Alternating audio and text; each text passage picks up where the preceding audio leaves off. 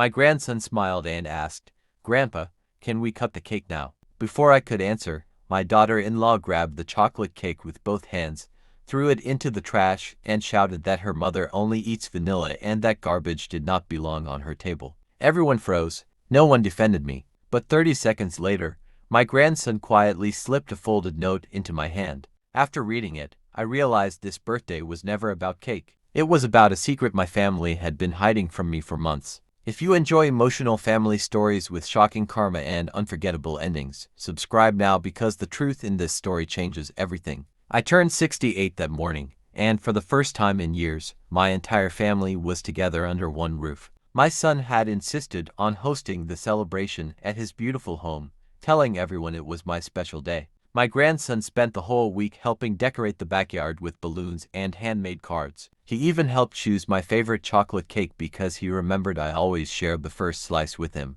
I believed it would become one of my happiest memories. I had no idea it would become the day my family finally showed me who they really were. The moment everyone gathered around the table, my grandson smiled with excitement and asked if we could finally cut the cake. Before I could even pick up the knife, my daughter-in-law rushed forward, grabbed the cake with both hands, carried it to the trash, and threw it away without hesitation. She loudly announced that her mother only ate vanilla cake and refused to let something so cheap sit on her dining table. The backyard became completely silent.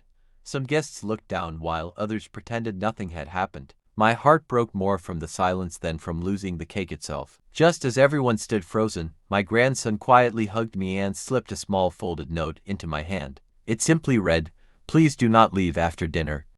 Dad needs you to hear the truth before Mom finds out." My hands started shaking.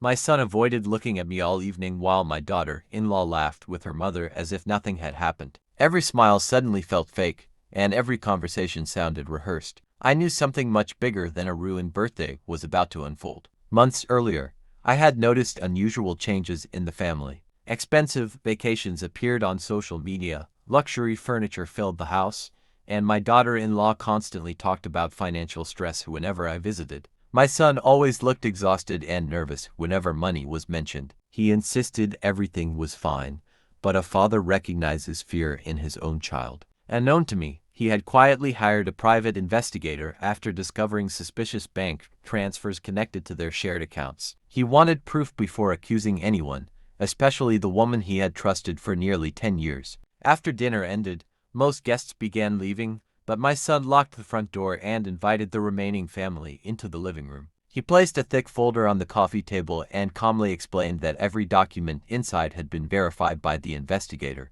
Bank statements showed thousands of dollars disappearing every month into accounts controlled by his wife and her mother. Hidden emails revealed plans to convince him to transfer ownership of the family home before filing for divorce. Security footage even showed expensive gifts secretly being moved to her mother's house while claiming they had been stolen. The room exploded with disbelief. My daughter-in-law denied everything until my son connected his laptop to the television. Video after video played in front of everyone.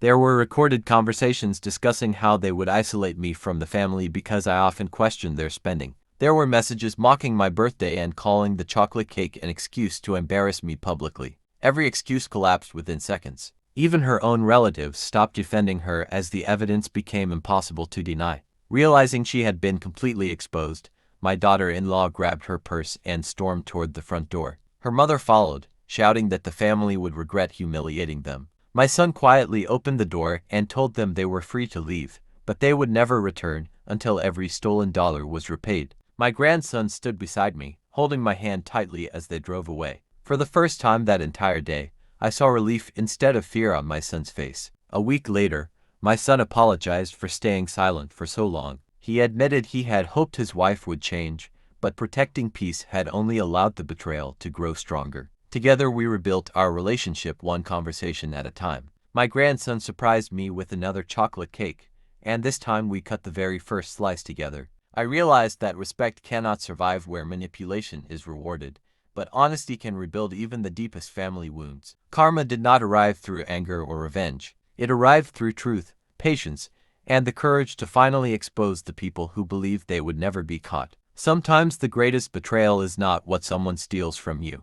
It is the respect they believe you no longer deserve. My birthday cake ended up in the trash, but the lies that poisoned my family were thrown away with it. That day I lost a fake relationship and gained my son back. In the end, karma did not need revenge. It only needed the truth.